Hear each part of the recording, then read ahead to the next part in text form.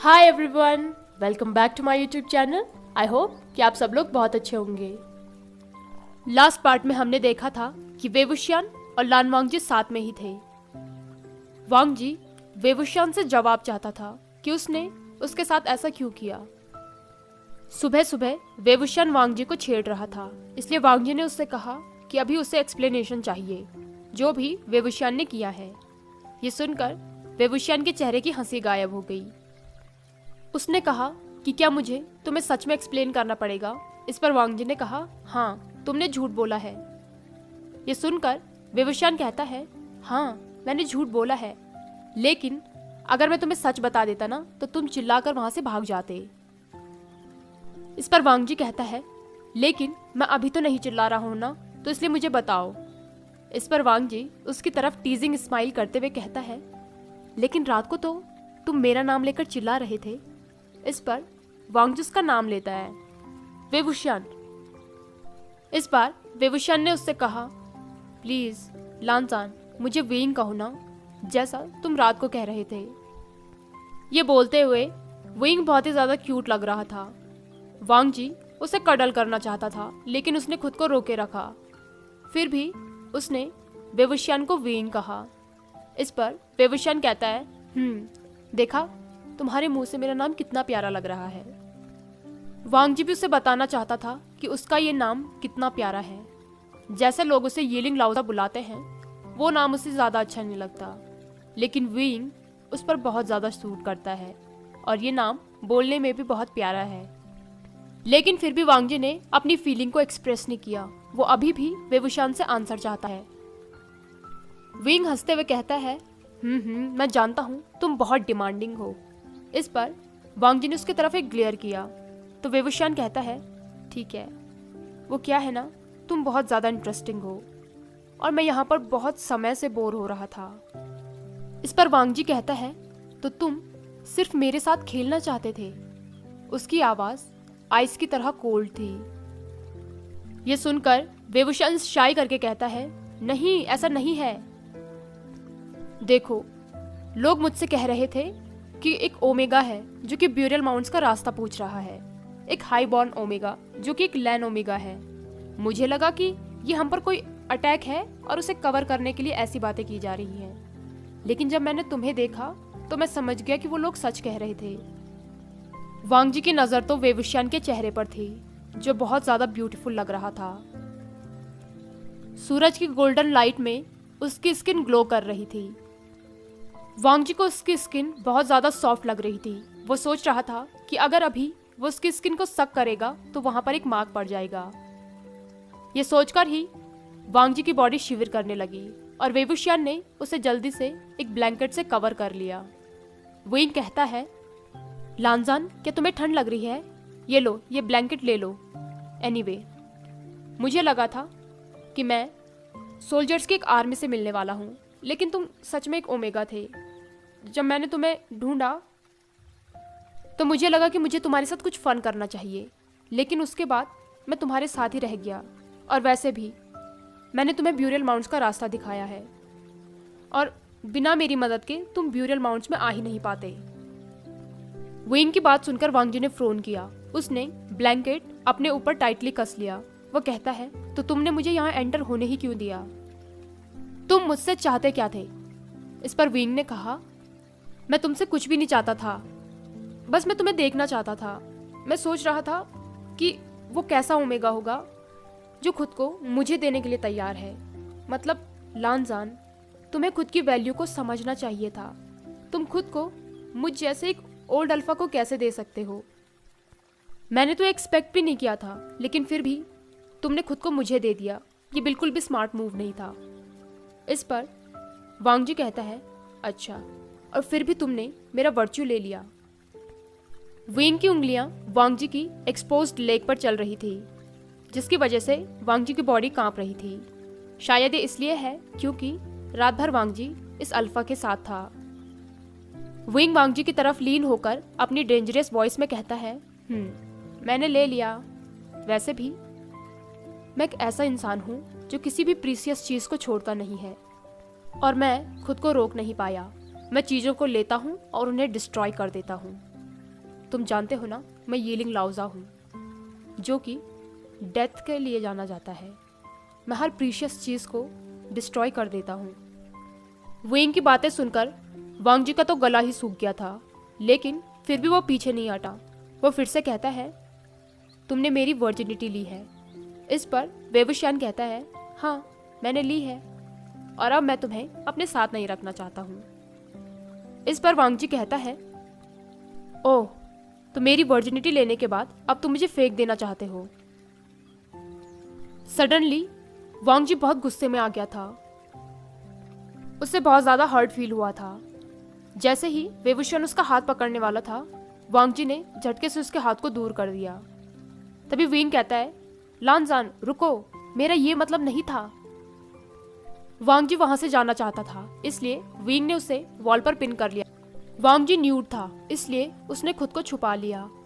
Of course उसके दिमाग में वो सारी बातें चल रही थी जो उसने लोगों से सुनी थी। ओमेगा तभी तक ही वर्थी होते हैं जब तक वो प्योर होते हैं। ओमेगा कल्टीवेटर्स नहीं बन सकते। ओमेगा सिर्फ अल्फाओं के लिए होते हैं। ये सारी बातें उसके दिमाग में चल रही थी। और वेवुशियान भी तो एक अल्फा ही है, तो वो भी जरूर यही सोचता होगा। वांग जी ने वेवुशियान के बारे में बिल्कुल गलत सोचा कि वो बाकी अल्फाओं से अलग होगा। विंग अपनी सेंट को हवा में फैला रहा था। वो कहता है, अजान प्लीज समझो मेरी बात को। इस पर वांग जी कहता है, मुझे उस नाम से मत बुलाओ। इस पर विंग कहता है, अजान तुम समझ नहीं रहे हो। वांग जी बहुत गहरी गहरी सांसें ले रहा था। विंग फिर से कहता है, लानजान मेरा कहने का वो मतलब नहीं था, तुम समझ नहीं रहे हो। मेरे अंदर जो डार्कनेस है वो सब कुछ खत्म कर देना चाहती है। वो सब कुछ खत्म कर देगी। मेरे अंदर की वो डार्कनेस ही है जो तुम्हें चाहती है। मुझे तुम्हारे साथ रात को वो सब कुछ नहीं करना चाहिए था, लेकिन वो मेरे अंदर की डार्कनेस थी जिसने मुझे वो करने पर मजबूर किया है। मैं तुम्हें चाहता था। इस पर वांग जी कहता है, क्या तुम मुझे चाहते हो? विंग ने कोई भी जवाब नहीं दिया। वो बहुत नर्वस दिख रहा था। वांग जी सोचने लगा, ऑफ कोर्स उसके जैसे एक कोल्ड ओमेगा के साथ कौन रहना चाहेगा। तभी विंग ने कहा, लानजान मैं तुम्हारे जैसे पर्सन से आज से पहले कभी भी नहीं मिला। अभी वांग जी किसी ऐसी जगह छुप जाना चाहता था जहां से वो बाहर न निकल पाए।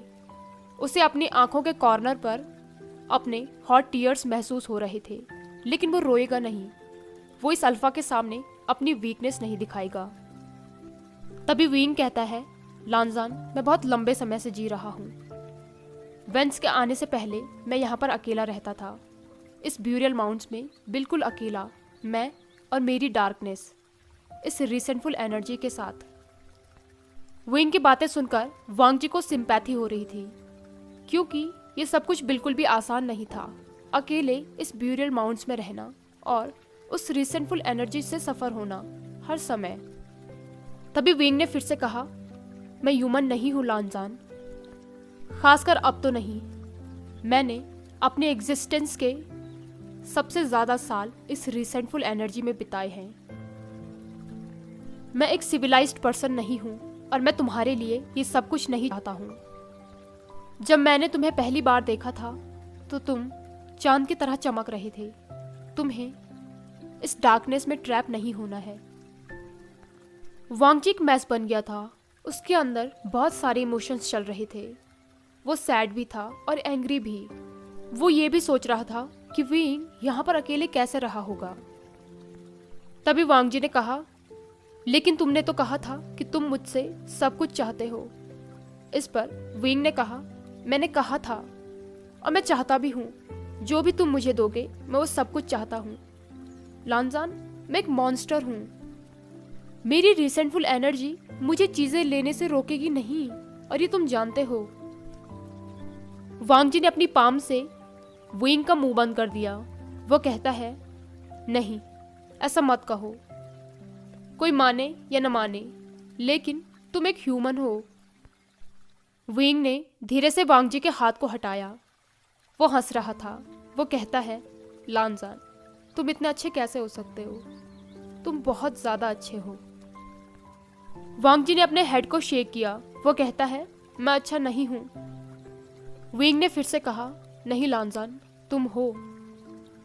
लानजान, तुम यहाँ से चले क्यों नहीं जाते? मुझे तुम्हें पहले ही यहाँ से भेज देना चाहिए था। मुझे तुम्हें यहाँ ट्रैप ही नहीं करना चाहिए था। वो मेरे अंदर का मॉन्स्टर है जो तुम्हें यहाँ बांध देना चाहता है। मेरे अंदर की रिसेंटमेंट मुझे तुम्हें बांधने पर मजबूर कर रही है। वो चाहती है कि मैं तुमसे सब कुछ ले लूं। तुम यहाँ से चले क्यों नहीं जाते? विंग की आवाज में दर्द था। तभी वांग जी कहता है, लेंस अपना प्रॉमिस कभी भी नहीं तोड़ते हैं। यही सही है। विंग कहता है, तुम हमेशा अपनी ड्यूटी को निभाते हो ना, लेकिन लानजान, एक डीमन के साथ अपने प्रॉमिस को रखना डिग्निफाइड नहीं है। तुम्हारा सेक्ट समझ जाएगा। तभी वांग जी कहता है, तुम डीमन नहीं हो। वांग जी की बात सुनकर विंग की आंखें लाल रंग में चमकने लगी। उसके चारों तरफ ब्लैक शैडोज इकट्ठा होने लग गई थी। वो कहता है, मैं हूं, तुम्हें दिख नहीं रहा है? मैं यही हूं, देखो मेरे चारों तरफ, मैं एक डीमन हूं। विंग की आवाज के साथ और बहुत सारी आवाजें वहां पर गूंजने लग गई थी। वांग जी विंग का नाम लेता है, विंग प्लीज। वांग जी के आर्म्स के अराउंड डार्कनेस बढ़ रही थी और वो उसे वॉल पर और ज्यादा पिन कर रही थी। विंग उसके कान में विस्पर करता है, लानजान, मैं एक डीमन हूं, एक मॉन्स्टर। उसकी आवाज घोंसली थी। उसकी उंगलियां वांग जी के चेहरे को सहला रही थी। तभी वांग जी ने फिर से कहा, विंग तुम नहीं हो। इस पर उस अल्फा ने कहा, मैं हूं। उसकी आंखें सूरज से भी ज्यादा चमक रही थी। तभी वांग जी फिर से कहता है, विंग तुम नहीं हो। विंग ने एक पल के लिए वांग जी को टाइटली पकड़ा और उसके बाद छोड़ दिया। अब उसकी आवाज धीरे हो गई थी, लेकिन वो फिर भी यही कह रहा था कि वो एक डीमन है। वांग जी ने फिर से कहा कि वो डीमन नहीं है। वांग जी कहता है, मैं जानता हूं तुम कौन हो। तुम्हारी हंसी, विलेजर्स की जिस तरीके से तुम केयर करते हो, तुम वो हो। विंग ने वांग जी की रिस्ट पकड़ ली। वो कहता है, लानजान, मैं येलिंग लाउजा हूं। मैं इंसान नहीं हूं, तुम जानते हो। इस पर वांग जी कहता है, मैं नहीं जानता हूं, मैं जानना चाहता हूं। वांग जी ने विंग के चेहरे को पकड़ लिया और उसके फोरहेड से अपने फोरहेड को प्रेस किया। वांग जी कहता है, मुझे तुम्हारे बारे में जानना है। इस पर विंग ने कहा, लानजान, मैं बहुत ही लंबे समय से जिंदा हूं, तुम्हारे फादर से भी पहले, तुम्हारे सेक्ट से भी पहले। मैं इतने लंबे समय से जिंदा हूं। अगर मैं एक मॉन्स्टर नहीं हूं तो कौन हूं? वांग जी ने विंग के लिप्स पर किस किया। उनकी सेंट आपस में घुल गई थी। वांग जी अलग होकर कहता है, तुम एक अल्फा हो, एक कल्टीवेटर, एक मैन और एक इमोर्टल। विंग ने जेंटली वांग जी को खुद से दूर किया। वो कहता है, उस समय मैं एक बच्चा था। बहुत लंबे समय पहले मैं सिर्फ एक बच्चा था, एक सर्वेंट का बेटा जो एक ग्रेट लॉर्ड के यहाँ काम करते थे। मैं इंपीरियल एग्जाम देना चाहता था ताकि मैं अपनी फैमिली के स्टेटस को बढ़ा सकूं। मैं कितना बड़ा बेवकूफ़ था। वांग जी विंग की बातें सुन रहा था। उसने धीरे से उसके लिप्स पर अपनी उंगली फहराई। वो कहता है, विंग प्लीज। तभी विंग कंटिन्यू करते हुए कहता है, उस समय एक वॉर हुई थी, एक बहुत बड़ी वॉर, और मैंने उस समय जिंदगी की क्रूअलिटी को देखा था। मुझे नहीं पता था कि लोग इतने भी क्रूअल हो सकते हैं। तभी वांग जी ने धीरे से विस्पर करके कहा, एक वॉर ब्यूरल माउंट्स में? विंग ने नोट किया। वो कहता है, बहुत सारे लोग मरे थे। मुझे नहीं पता कि वो वॉर कैसे हुई थी। एक इमेंस पावर थी जिसे किसी ने अनसील कर दिया था। सारे लोग मारे गए। तभी वांग जी ने कहा, लेकिन तुम नहीं। इस पर विंग ने कहा, मैं नहीं मरा। मुझे नहीं पता क्यों। शायद जितनी भी सोल्स यहाँ पर ट्रैप्ड हैं वो चाहती थी कि उन्हें कोई जाने, इसलिए मैं जिंदा रहा। या हो सकता है वो सोल किसी को टॉर्चर करना चाहती थी। विंग जोर से हंस पड़ा, लेकिन उसकी हंसी में पेन था। वो कहता है, जब मैं जागा तो मैं ब्यूरियल माउंट्स पर अकेला था। मेरे चारों तरफ लाशों के ढेर लगे हुए थे। उस रिसेंटफुल एनर्जी ने सब कुछ खत्म कर दिया था, सबको मार दिया था, और मेरे अंदर उन डेड लोगों की सोल्स आ गई। पता नहीं कैसे, लेकिन मेरी कोर ने उन सबको ऑब्जर्व कर लिया। तो तुम ही बताओ मैं किस तरीके का क्रीचर बन गया हूं। वांग जी विंग को ध्यान से देख रहा था। ये पर्सन अभी भी बहुत ज्यादा हैंडसम है। लगता ही नहीं कि इसकी एज बढ़ रही है। इसकी स्किन बहुत स्मूथ है। इसके फीचर्स को तो देखकर लग ही नहीं रहा है कि इसने इतनी जनरेशन की मृत्यु और जन्म को देखा होगा। वांग जी तो ये सोचकर ही कांपने लग गया था कि एक दिन उसके ब्रदर, उसके अंकल और उसके सेक्ट के सारे लोग बूढ़े हो जाएंगे और ये अल्फा ऐसे ही रहेगा। वांग जी ये सब सोच ही रहा था, तभी विंग ने फिर से कहा, वो सोल रिवेंज चाहती है। वो जिंदा लोगों को मार देना चाहती है, हर किसी को खत्म कर देना चाहती है, अपने एनिमीज को मार देना चाहती है। लेकिन अब उनका कोई भी एनिमी नहीं है, सिर्फ मैं हूं और ये बॉडीज हैं। अब वो सोल्स मुझे खत्म करना चाहती है। मेरे अंदर लड़ाई चल रही है। वो मेरी कोर को खत्म कर देना चाहते हैं। अब मैं और नहीं सह सकता हूँ। मेरी बॉडी खुद से खत्म हो जाती है और फिर खुद से वापस जिंदा हो जाती है।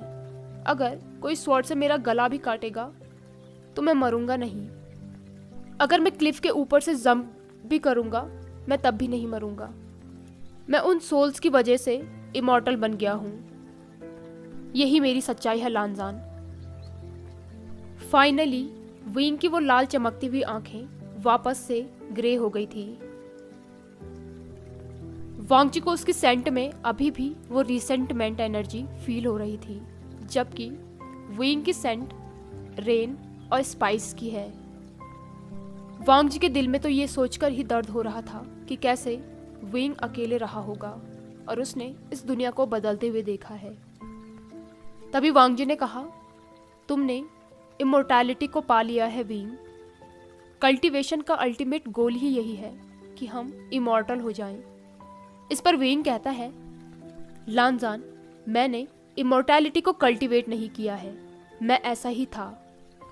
वो वांग जी की तरफ लीन होकर उसकी सेंट को इनहेल करते हुए कहता है, और मेरा अल्टीमेट गोल है तुम्हें पाना। मैं पूरी तरीके से तुम्हें पाना चाहता हूँ। मैं तुमसे सब कुछ चाहता हूँ। मेरे अंदर की रिसेंटफुल एनर्जी तुम्हें पाना चाहती है और तुम्हें तोड़ देना चाहती है, तुम्हें डिस्ट्रॉय कर देना चाहती है। जिस चीज़ से भी मैं प्यार करता हूँ वो सब कुछ डिस्ट्रॉय हो जाता है। जिस तरीके से इसने मुझे खत्म कर दिया है ये तुम्हें भी कर देगा। विंग की सेंट फिर से बदल गई थी और उसके चारों तरफ रिसेंटमेंट एनर्जी की वो शेडोज फिर से घूमने लग गई थी।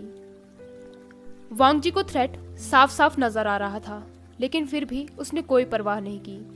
उसने फिर से कहा, विंग, तुमने यहाँ पर ये सेटलमेंट बनाया है, तुमने यहाँ पर घर बसाया है, तुमने कुछ भी डिस्ट्रॉय नहीं किया है। विंग फिर से कहता है, तुम ये सब कुछ नहीं कह सकते हो लानजान, मैं एक ह्यूमन। इससे पहले कि वो कुछ और कहता, वांग जी चिल्लाकर कहता है, नो। वांग जी अपनी आवाज से खुद ही सरप्राइज हो गया था। वो कहता है, तुम एक आदमी हो, कोई मॉन्स्टर नहीं। मैं यहाँ पर एक कल्टीवेटर से मिला हूँ जिसका नाम वेवुशियान है, जिसे स्पाइसी फूड पसंद है, जो मेरे लिए फ्लावर्स लेके आता है, मुझे सीक्रेट स्प्रिंग दिखाता है, बच्चों के साथ खेलता है, हर समय स्माइल करता रहता है। क्या ये एक मॉन्स्टर के लक्षण हैं? विंग फिर से कहता है, लानजान, मैं तुम्हें चाहता हूँ। मैंने तुम्हें बर्बाद कर दिया है। मैं सारी दुनिया के सामने तुम्हें लेना चाहता था। मैं तुम्हें हर्ट करना चाहता था, तुम्हें रोते हुए देखना चाहता था। मैं चाहता था कि तुम मुझसे बेग करो।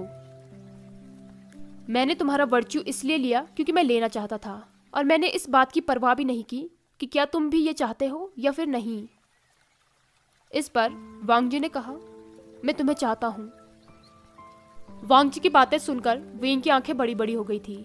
उसने बेडशीट को टाइटली पकड़ लिया था और उसकी आंखों से आंसू बहने लग गए थे। वांग जी ने धीरे से कहा, मैं तुम्हें चाहता हूँ, मैं तुम्हारे साथ रहना चाहता हूँ। इस पर विंग ने कहा, लानजान, तुम ये सब कुछ कैसे कह सकते हो?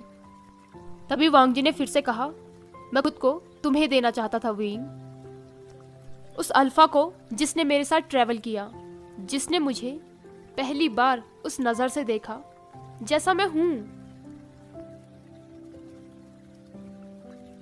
हाय एवरीवन, आई होप कि आपको आज का पार्ट पसंद आया हो। अगर आपको आज का पार्ट पसंद आया हो तो इस वीडियो को लाइक, कमेंट, शेयर और चैनल को पक्का से सब्सक्राइब कीजिए। Thank you.